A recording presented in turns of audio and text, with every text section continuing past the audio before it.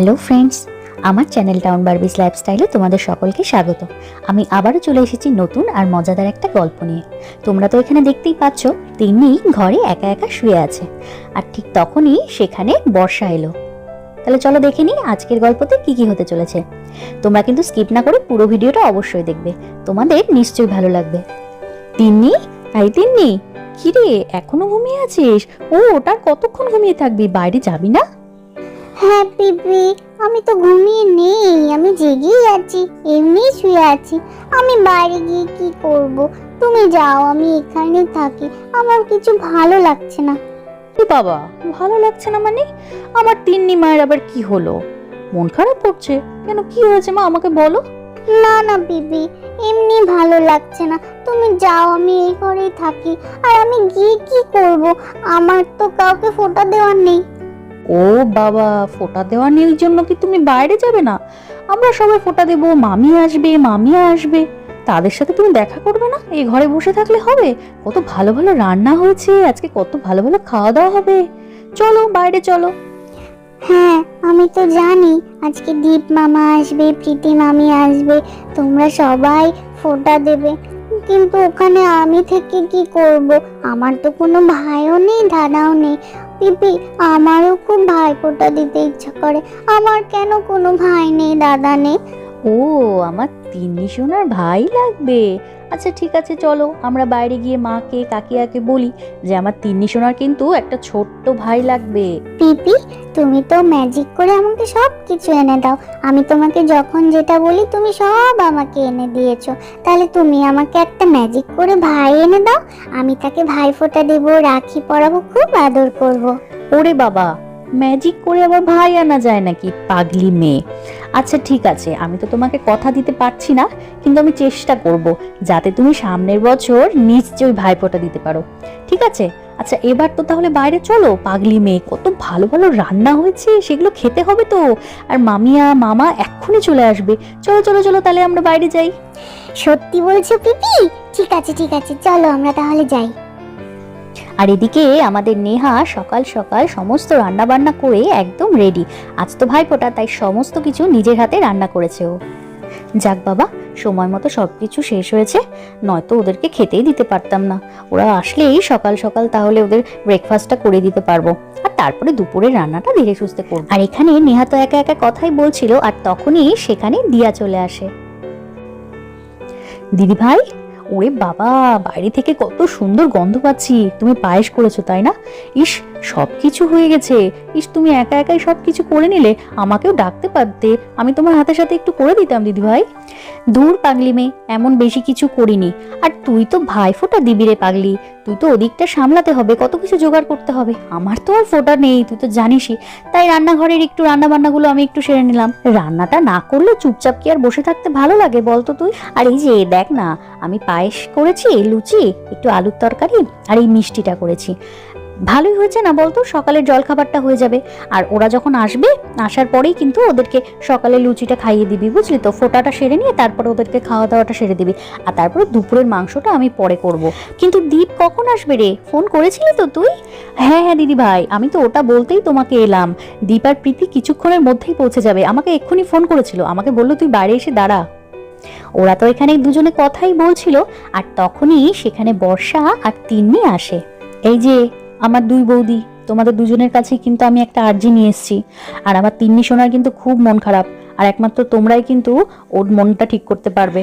ও মা, সে কি তিন্নি মা, তোমার মন খারাপ? কি হয়েছে? আমাকে তো তুমি বলনি, একটু আগেই তো তুমি ঠিক ছিলে।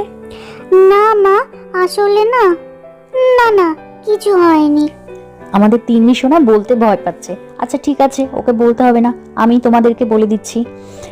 আচ্ছা শোনো, আমি যখন ওকে ডাকতে গেছি ওর ঘরে, ও দেখছি ও একা একা শুয়ে আছে, ওর খুব মনটা খারাপ। যখন ওকে জিজ্ঞেস করি যে কেন মনটা খারাপ, ও তখন বলছে যে ওর নাকি খুব ভাইফোঁটা দিতে ইচ্ছে করে, তো ওর একটা ভাই বা দাদা কেন নেই।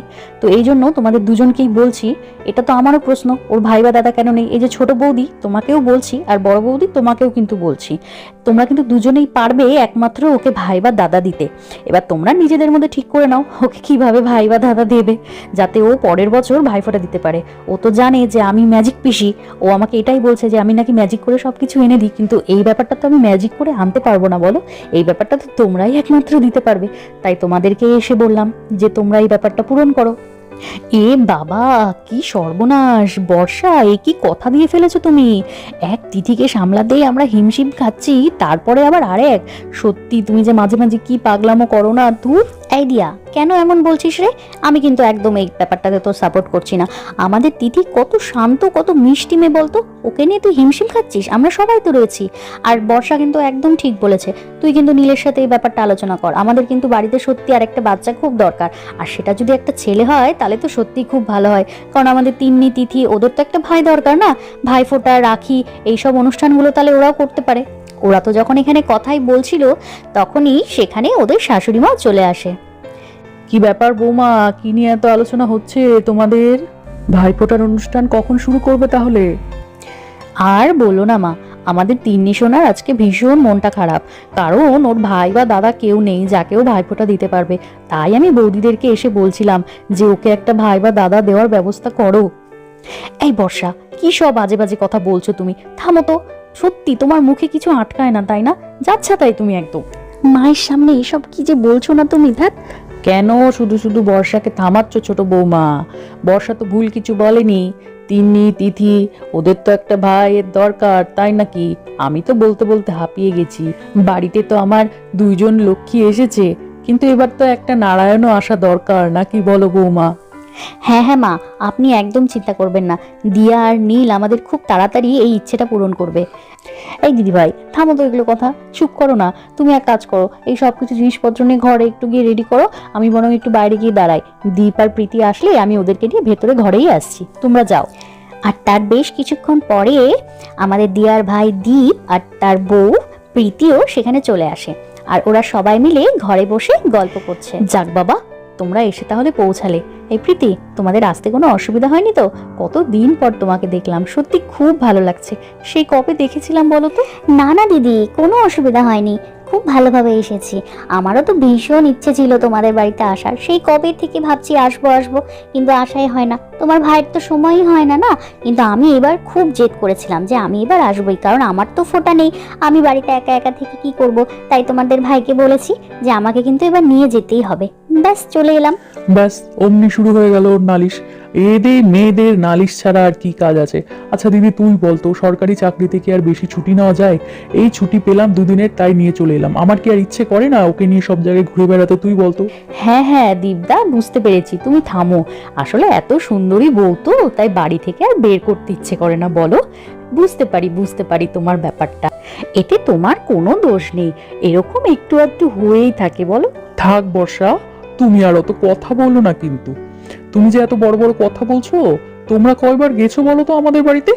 সেই বিয়ের সময় গেছিলে, তারপরে আর কেউ গেছো আমাদের বাড়িতে? ওরা সবাই যখন এখানে কথা বলছিল, তখনই সেখানে আমাদের নেহাও চলে আসে। কি এত কথা হচ্ছে? কে কার বাড়িতে যায়নি শুনি? কি বলছিলে তোমরা? এই প্রীতি, তুমিই বলো। দীপ তো এর আগে এসেছে, কিন্তু তুমি তো এই প্রথম এলে। কেমন লাগছে বলো আমাদের বাড়িতে এসে? কোনো অসুবিধা হয়নি তো তোমাদের এখানে আসতে? না না দিদি, কি যে বলো না তুমি। আমার তো ভীষণ ইচ্ছে ছিল তোমাদের এখানে আসার, আমি তোমার ভাইকে সেই কবে থেকে বলছি, তো আশাই হয়ে উঠছিল না। তো এবার ভাবছিলাম এবার যাবই, তোমাদের সবাইকে দেখতে খুব ইচ্ছা করছিল। খুব ভালো করেছো প্রীতি, সত্যি তুমি এসেছো জন্য আমাদের সত্যি সবার খুব ভালো লাগছে। কিন্তু এসেই যখন পড়েছো, তাহলে কিন্তু একদম বাড়ি যাওয়া করবে না, কারণ সামনেই কিন্তু আমার তিন্নি সোনার জন্মদিন আছে। ওই জন্মদিনের অনুষ্ঠান পার করে তবেই কিন্তু যেতে হবে। আরে বৌদি ভাই, সেই কখন তো এসেছি, কিন্তু দাদাদেরকে তো এখনো দেখছি না। দাদারা কোথায়? ওদেরকে ডাকো, ভাইফোঁটার অনুষ্ঠান শুরু হবে না? কখন শুরু হবে? আরে এই তো চলে এসেছি। আর বলো না, এই যে বর্ষা বান্ধবীগুলো নিয়ে এসে দিয়েছে, পড়তেই হবে। এই পড়তে গিয়েই তো আমাদের এত দেরি হয়ে গেল। না না না, তাড়াতাড়ি করো, বড্ড খিদে পেয়ে গেছে, তারপর আবার বেরোতে হবে তো। আরে বাহ দাদা ভাই, কি সুন্দর লাগছে তোদের দুজনকে। দেখলি আমার চয়েসটা কি সুন্দর? আমি তোদের বলেছিলাম না একই রকম তোদের দুজনকে এনে দিব, তোদের কি খুব সুন্দর লাগবে। হ্যাঁ হ্যাঁ হ্যাঁ হ্যাঁ, বুঝতে পেরেছি বর্ষা, তোর চয়েস ভীষণ ভালো আর আমাদের দুজনকে ভীষণ ভালো লাগছে, সব বুঝতে পেরেছি।